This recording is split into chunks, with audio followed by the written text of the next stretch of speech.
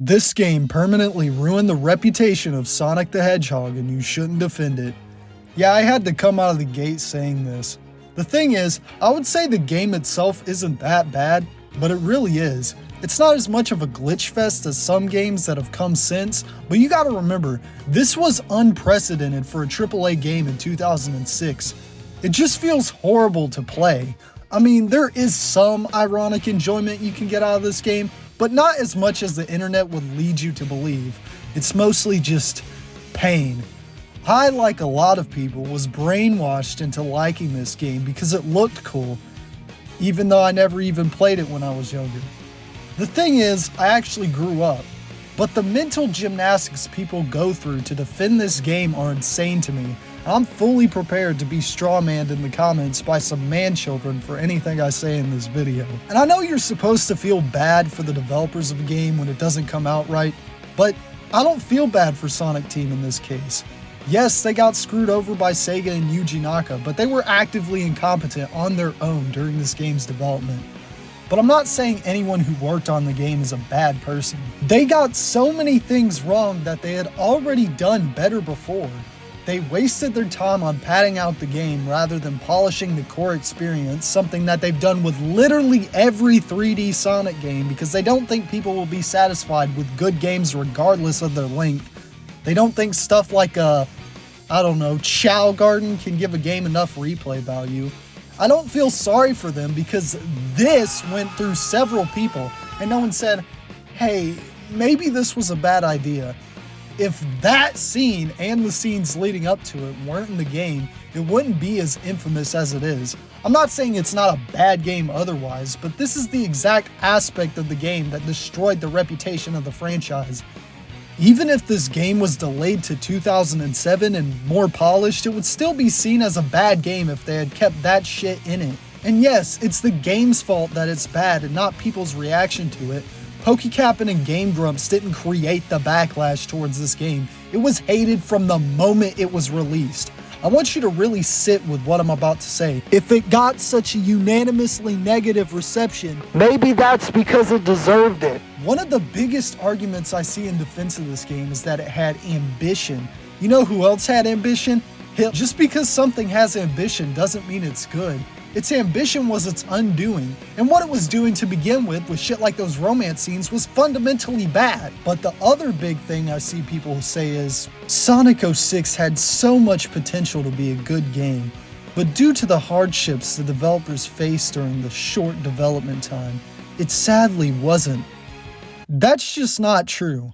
And in order to perfectly show why, let's talk about the development and pre-release builds of the game. Yes! Alright, but before we get into it, I guess I'll say some nice things about this game because I'm not actively trying to spread negativity. I'm just talking about Sonic 06 and I can't lie about it. The music is great, everyone knows that. I like how this is the closest thing we have to an official 3D Sonic game where all the characters have the same playstyle with different abilities without anything that alters the game like Emerald Radars, races, or teams. Even though the Amigo system structure sucks. Shadow's finally grown out of his cliche character archetype. That's nice. Sure hope they don't basically abandon that. The levels all have nice vibes. The NPCs are some fun goofy goobers. Too bad the stuff with them is more fun than the core experience. Knuckles' mocap acting is funny too. The concept of Silver is cool. Blaze is here. I like Blaze. Yeah, that's it. This video isn't a review, by the way, so don't complain that I'm not going in-depth enough. Let's talk about what you came for. The earliest peek at this game was the E3 2005 trailer shown behind closed doors in May of that year. There's not much to say about it. Sonic is running through a forest, fighting robots, then he winds up in a certain castle and goes super. Obviously, it seems they had already planned to have the game take place in an almost medieval European setting, which is still a strange choice for a Sonic game, but whatever. They've also already decided that unique robot designs suck and the generic machine gunner robots we see in the final are present. I wonder if they were originally gun robots, or if Eggman was planned to have taken over Gun's robots like how he takes over the Soliana lab in the final game. Or maybe they just wanted Eggman's robots to look boring because a game about a blue hedgehog had to be realistic. Actually, said blue hedgehog's design is slightly different from the final, and maybe they hadn't decided to fully commit to a realistic art direction yet. While he's stretched out, he doesn't have the thin pupils and cat eyes yet. That's all I have to say about that. Now for something completely different. Fifth Phantom Saga. What the hell is this, you ask? It was a game that was being developed by Sonic Team at the same time as Sonic 06 for the PS3. So yeah, the development team was split between this game and Sonic 06. Foreshadowing. The game was a gritty first-person shooter in which you use psychokinesis to fight enemies. I wonder what that ended up becoming. I see it! Yeah, the game was canceled because it was negatively received. I mean, it was revealed around the same time as Shadow the Hedgehog. Yeah, despite what you may think looking back, gamers actually didn't want pandering gritty realism at the time. But little did they know, Sonic Team was one of the earliest to hop on this shitty trend that would plague a lot of Japanese created games for the entire 7th generation of consoles. I mean, Square Enix still hasn't recovered. Bullshit. Moving on, we have the 2005 Tokyo Game Show build from September of that year. It features Sonic in a very early Kingdom Valley. Sonic looks similar to how he did in the E3 trailer, and the dash panels in Spring are more stylized than they are in the final. Sonic also uses different animations that can actually be found in the final game's files. One of the most noticeable things about this footage is how the game is running slower. I don't know if this is something they did with other 3D Sonic games in their alpha stages or just this game. There's also the infamous day-night cycle. This was one of the earliest signs that Sonic Team were flying too close to the sun here. This is what the video game industry refers to as feature creep, when there's too many ideas crammed into a game, leaving the core experience unpolished. Think every Bethesda game. This is a problem with basically every 3D Sonic game, as I said before, but it's especially prevalent with this game. The problem is that they didn't know when to quit, and even after scrapping stuff like this, the final product has a jack-of-all-trades, master-of-none quality to it, as all of the millions of concepts are so underbaked. Now we skip to November of 2005. Sonic Rush and Shadow the Hedgehog release on the same day in North America. What a time to be alive. Shadow the Hedgehog had already received backlash when it was revealed, with many genuinely thinking it was just an elaborate hoax, but when it released, it received negative reviews for the things that were already apparent, along with its poorly executed morality gimmick. This is important as the reception of each new 3D Sonic game got worse and worse leading up to Sonic 06. Sonic Adventure was critically acclaimed due to how impressive it was, at the time at least. Sonic Adventure 2 received mixed to positive reviews. Sonic Heroes received mixed reviews, but didn't experience any crazy backlash. But Shadow the Hedgehog was critically panned. The series wasn't doing poorly per se, even with a slip up like that, as Sonic Rush was well received. But the next game was set to fix that downward curve in the big console titles, which of course would be achieved by making it the ultimate Sonic experience, which of course would be achieved by cramming as many features as possible into a game that now had less than a year to release. But this requires a lot of energy. But at least nothing bad's gonna happen to the team, right? Sega got the specs for Nintendo's new console and found that it was going to be impossible to port Sonic 06 to it, as its hardware wasn't powerful enough. Okay, that's alright, just Sega moved the current director of the game, Yojiro Ogawa, to instead helm a Sonic project for the Wii, and put 5th Phantom Saga director Shun Nakamura in charge of the project. Uh-oh. So, now that we have a smaller development team, can we reel back our ambitions just a little bit? Why not try our hardest to make a fantastic core experience? But that alone is insufficient. Moving on to 2006, in February, the racing game Sonic Riders released, which was also developed by part of Sonic Team, albeit with help from Now Production. It received mixed reviews. I've actually never played Sonic Riders, so when I start a Patreon, you're gonna have an incentive to support me. I hear that the reception mostly came from the fact that games journalists suck at games, and the game has complex mechanics and a high skill learning curve that's intentional like a fighting game and not due to clunkiness like, you know. That being said, I kinda get it. Why would you expect a Sonic racing game to be complex? Anyways, this probably put more pressure on the developers to make a good game, and I'm sure they were focusing on polishing a fantastic core experience. Meanwhile, at the same time, the English voice dub was being recorded when the script wasn't even finished yet. It shows in the final product, especially with the gun agent voice. Report your status immediately. Have you retrieved the Book of Darkness? Agent Shadow, E123 Omega has engaged Mephiles. Head to the Wave Ocean immediately. Agent Shadow, E123 Omega has engaged Mephiles. Head to Wave Ocean immediately. Honestly, one of the things I'm most apathetic about when it comes to Sonic is the voice actors. People get so worked up over them, but like, Sonic requires the bare minimum in terms of acting. You should be more concerned about the material the voice actors are given. And if you don't like them, just turn on the Japanese voices. Except this game is so bad it doesn't even give you that option. But if you want to hear my opinion, Jason Griffith is fine as Sonic. He's fine as Shadow even if he gets a little too Batman-y.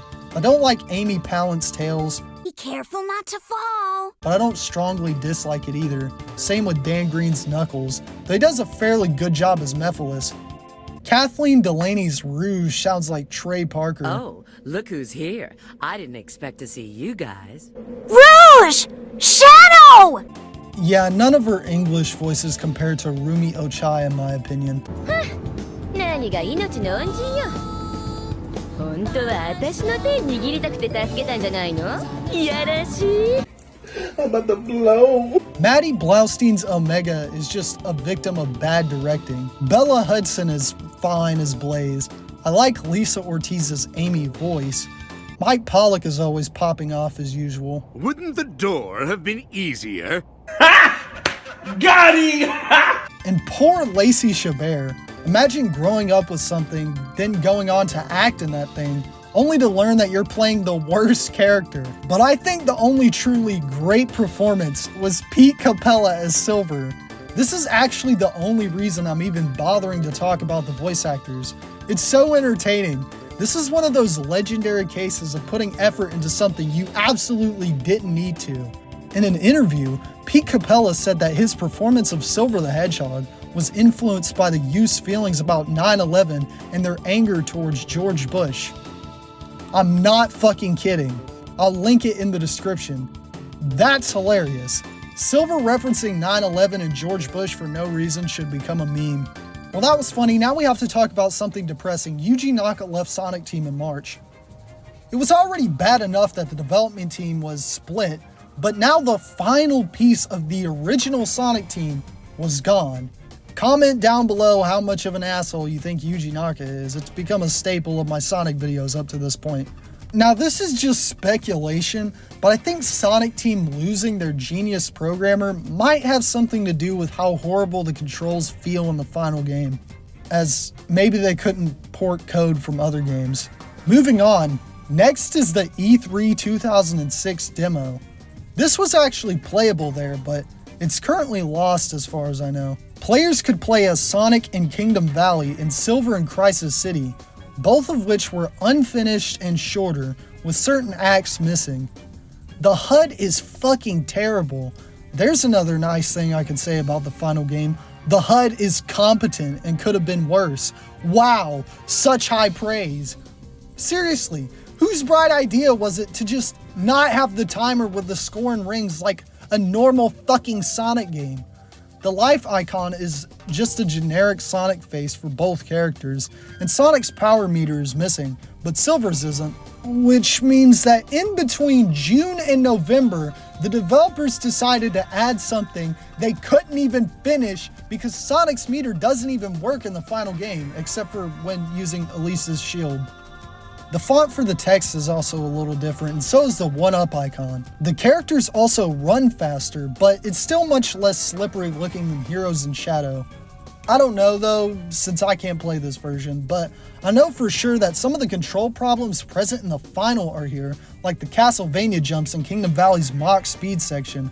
Reminder, they put Castlevania jumps in a 2006 3D platformer in an on-rail section. This is not a problem with the game being rushed. Not being able to get stuff like this right is just pure incompetence. I don't care if they were focusing on too many things to fix basic things like the controls. They should have reeled back their ambitions to assure the game even worked. Oh yeah, I guess I gotta explain for you fucking 2-year-olds who don't know what a Castlevania jump is. It's a jump that players can't control the direction of after doing it. You know, a basic staple of platformers since Super Mario Bros. It's named after the NES Castlevania games, as they were released after Mario, yet have this problem, which has caused many frustrating and unnecessary deaths for many players. Now we have to talk about the Xbox Live Arcade demo, released in September, which you sadly can't download anymore, but has been preserved as far as I can tell. Players can only play as Sonic in Kingdom Valley. The first thing noticeable in this demo is that rotation interpolation is actually completely functional, and Sonic's jump dash respects gravity.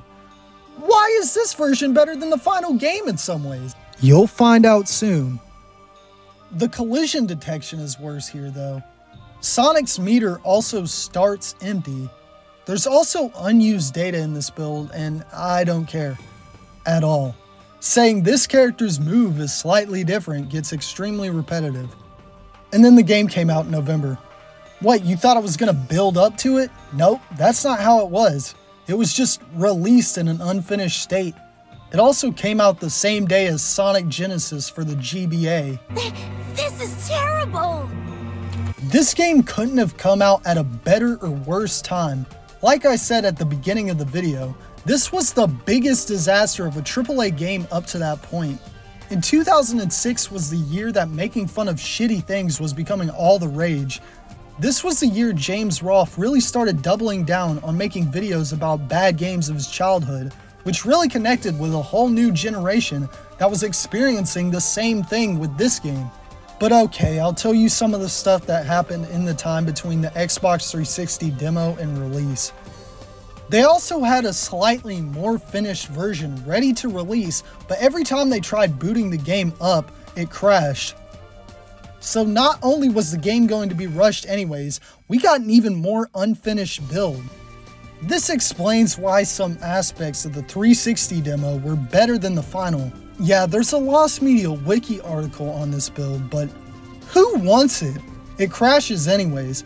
Who cares if the game controls slightly better? It's still Sonic 06. But they have an article on this and not the Sonic Adventure prototypes. Okay. Anyways, let's talk about some weird stuff regarding the final release, other than the entire game itself. Did you know that the 360 version says press start on the title screen, whereas the PS3 version says press start button? Incredible. The 360 just couldn't handle those 6 letters. Also, if you played a North American or European copy of the PS3 version of the game, I got bad news. You weren't playing Sonic 06, you were playing Sonic 07. Yup, PokeCaptain and Co. lied when they said they were playing Sonic 2006, even in 2008. I'm shocked at the fact that not many people know about this, but it didn't come out in those regions until 2007. Yup, North American and European PS3 owners missed the Sonic 15th anniversary holiday release, so why didn't Sega just wait until 2007 anyways, if one version of the game wasn't even going to meet their deadline in certain regions in the first place? Oh yeah, and it's not any more polished than the other versions. In fact, the physical PS3 version is considered the worst. There's also a corrupted review copy that has been worked on to be restored since 2019. Yeah, we're not getting that. Now here's some unused content in the final game. Here's an animation intended for Sonic and Shadow's vehicles. Apparently they intended for co-op between Sonic and Shadow in Crisis City, which would have been cool, but I also don't know how that would have worked. Here's Sonic grabbing. There's unfinished programming for this ability. Apparently he was also supposed to do an animation on the character select screen like in Sonic Adventure. Here's an unused jogging animation for him. Why was this even scrapped if it was seemingly finished? He was also supposed to play a unique animation when he was thrown by Sonic? You okay, buddy? It infected Tails too, who also has an unused grabbing animation. I'm getting these images off of TCRF, so if the user who uploaded them or anybody else can explain why some of these look like that, I would love to know. I'm not gonna lie though, this is an art style. Oh yeah, he also has an animation for being held by Silver's psychokinesis. He also has character select screen animations. Yeah, this is pretty much just the same with every character. Every character pretty much just has grabbing animations and character select screen animations that go unused in the funnel, so I'm not going to keep going over that because it's going to get repetitive. Here's some unused button icons, some of which don't appear due to the buttons not being used in the final game. The Xbox bumpers and triggers also only appear in the demo. In the final game, they just overlay the text over the PS3 icon shapes, which is actually the stupidest fucking thing ever. Like, as an Xbox player, I was confused as shit whenever the game told me to use RT, and then I pressed RB because that's what it looks more like. Here's the icon for the Rainbow Gem. I'll explain what that is in a minute. And here's the Warp Gate images for Crisis City and Flame Core, which can't be accessed from the hub world, so they go unused. The shield item also goes unused, but it appears in the manual. Speaking of which, let's talk about weird shit in the manual. It mentions that Tails and Omega can fly until their meter runs out, but Amigo characters don't have meters in the final game. There was also a Rainbow Gem that would allow players to play as Super Sonic that was scrapped, so we had to wait until Sonic Colors to get to do that in a 3D game. 12 fucking years after Sonic Adventure. Now we can get to the one part of the video I actually thought would be fun. Let's look at some concept art. Some, not all of it is that interesting. Silver was originally meant to be called Venice. This particular design appears in the script that I'll discuss later, and it's dated to June of 2005. So when that initial trailer was showcased to the public, they hadn't finalized Silver yet. He probably wasn't even created until after 5th Phantom Saga was scrapped. Here's a storyboard by Shun Nakamoto. I'm sorry, what? No, I'm seeing this wrong. Did he draw Knuckles' fingers? Why? It would have been easier to not do that. This guy was in charge of a Sonic game and he drew Knuckles with fingers. No wonder we got what we got. Anyways, here's Sonic with fur. I actually like Fuzzy Sonic, and I'm glad that's what they decided to go with in the movies. The final game has subtle fur textures, but they look like they've been slicked back with gel. It's still better than looking like plastic, I guess. As for Silver, I mean, he is from the future, but damn. Alright, now we have to get to the script. I neglected to mention this because I didn't want to interrupt the flow of the video, but in March of 2006, a version of the script was leaked online by a UK tester. We have character bios here. The characters from Sonic Heroes use their renders from that game. Blaze uses her Yuji Uekawa Sonic Rush artwork, and all the new characters use concept art, including Princess Oliga, whose name wasn't changed to Elise until March 5th. Venice's name wasn't changed to Silver until November 22nd, 2005. Did you know Blaze is embarrassed by her chest size? I just can't do it. I can't take this shit no more, man. Also, the script lists Shadow's age as 15 because I guess he's 15 now. Actually, because I mentioned this, I need to bring this up. This game was never at any point stated to be a continuity reboot, so the plot holes like Silver giving Elise the blue emerald, something that would literally prevent every Sonic game up to that point from happening, are inexcusable. Then again, the game ending on a reset may have been intended to be a setup for a reboot since it erases 10 years of the universe's history. I think people got this whole idea that it was a continuity reboot due to the fact that it was intended to be a retool, the different art direction, the different setting, and the fact that the game is named Sonic the Hedgehog. Anyways, back to the script. It also shows that there were going to be desert and snow areas in the hub world, but these never made it in. I'm guessing these were cut because you'd only need to go to White Acropolis and Dusty Desert in them. One thing I always felt was weird though is there's no hub world for the ruined future. It's interesting that they seemingly never planned to create one despite Crisis City and Flame Core having warp gate icons. There's also some missions that were cut from the final game in here. The script was finished on March 10th, 5 days after they renamed Princess Elise, and in the 7 months leading to the game's release, no one batted an eye at the weird romance shit, and they made Blur Studios animate their sick fantasies. Whoa, whoa, whoa, whoa, whoa, whoa, whoa, whoa, hey. This requires a lot of energy. Now, reading this script does make me appreciate the work that goes into writing for a video game, but it doesn't make me think the writing's any better. It's insane to me when people are like, yeah, the gameplay's bad, but the story's good. The story is the whole reason this game destroyed the franchise's reputation because of the kissing scene. Trust me, the gameplay's bad, but the story is worse. I come to the Blue Hedgehog game to be entertained, and then it makes me uncomfortable. I'm not knocking an ambitious story. I would like Sonic games to do more with their stories too. I'm just knocking embarrassing cringe that belongs somewhere else where it would be less cringy. This game isn't well written. It's full of plot holes like the Blue Emerald thing I mentioned earlier. Never mind what's going on with the rest of the emeralds. The time travel mechanics don't work at all in this universe. I can get past the fact that there's no grandfather clause and Silver and Blaze won't be erased when their future is erased because they're being kept alive from an alternate timeline. What I can't accept is the fact that they go back to the future and it's still ruined despite the fact that Sonic is supposed to fix it. Is the game implying that the future is ruined because they time traveled in the ruined present?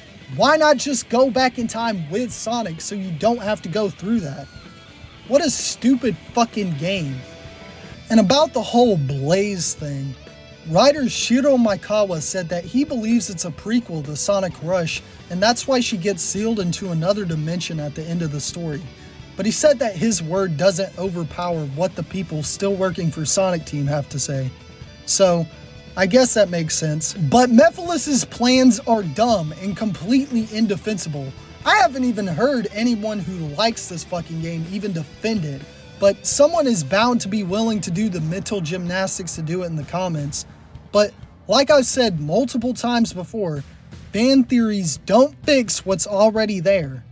He can easily kill Sonic himself, and he was in the future where he could merge with Iblis. And you seriously expect me to believe that this bitch didn't cry for 10 years, even after her father died, but cried when this fucking rat she met a couple days ago died? Really? Well, I guess as this video's closing, I gotta bring up Project 06. I'm a P06 skeptic.